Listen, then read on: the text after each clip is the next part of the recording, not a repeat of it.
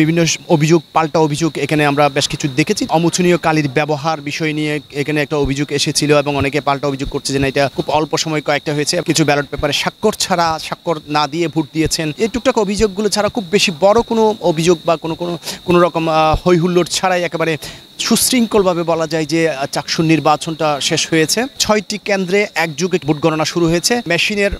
Machine দিয়ে কিন্তু কিছু ভোট গণনা করা হচ্ছে। সব মিলিয়ে ভোটগুলো গুনতে 7-8 ঘন্টা সময় লেগে যেতেই পারে। ফলাফল পেতে আমাদের আগামীকাল সকাল হতে পারে। চট্টগ্রাম বিশ্ববিদ্যালয়ের চাকসু এবং হল সংসদগুলোর নির্বাচন আজকে সকাল 8টা থেকে শুরু হয়ে বিকেল 4:30 পর্যন্ত ভোট গ্রহণ চলেছিল। ভোট গ্রহণ শেষে ভোট গণনা চলছে। মেশিন রিডেবল যে ব্যালট পেপার, সে ব্যালট পেপার হওয়াতে ভোট গণনাটা অনেকটা সহজ হবে বলছেন। তারপরও এখানে ভোটার সংখ্যা এবং প্রার্থীদের সংখ্যা বেশি হয়। ভোট গণনা করতে আমরা সর্বশেষ যেটা জেনেছি 7 থেকে 8 ঘন্টা সময় লাগবে। সেই হিসেবে বলা যায় যে আগামীকালই আমরা চূড়ান্ত একটা ফলাফল পাবো। সকাল থেকে একটা উৎসব মুখর পরিবেশে এখানে ভোট দেওয়া শুরু হয়েছিল।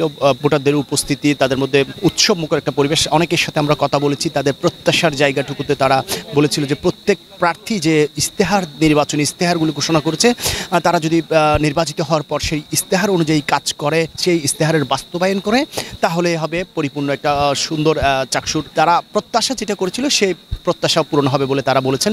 এবং আমরা বিভিন্ন পাল্টা অভিযোগ এখানে আমরা বেশ কিছু দেখেছি। সেটা যদিও তেমন কিছু নয়, করে যদি বলতে পারি যে অমোচনীয় কালির ব্যবহার বিষয় নিয়ে এখানে একটা অভিযোগ এসেছিল এবং অনেকে পাল্টা অভিযোগ করছে যে না এটা খুব অল্প সময় কয়েকটা হয়েছে। এবং এই অভিযোগের পাশাপাশি আরও অভিযোগ ছিল যে কিছু ব্যালট পেপারে স্বাক্ষর না দিয়ে ভোট দিয়েছেন।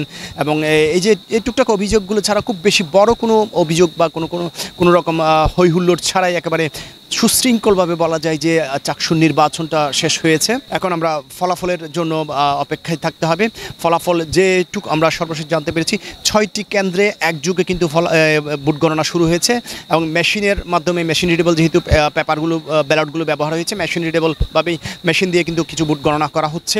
তো সব মিলিয়ে ভোটারের যে সংখ্যা, প্রার্থীদের সংখ্যা, সব মিলিয়ে ভোটগুলো গুনতে 7-8 ঘন্টা সময় লেগে যেতেই পারে। এবং এটা থেকে একেবারে অনেকটা আমাদের কিছুক্ষণ আগে যেটা জানিয়েছিলেন নির্বাচন কমিশনের, হয়তো ফলাফল পেতে আমাদের আগামীকাল সকাল হতে পারে। এই ছিল চট্টগ্রাম বিশ্ববিদ্যালয় থেকে আমার কাছে সর্বশেষ।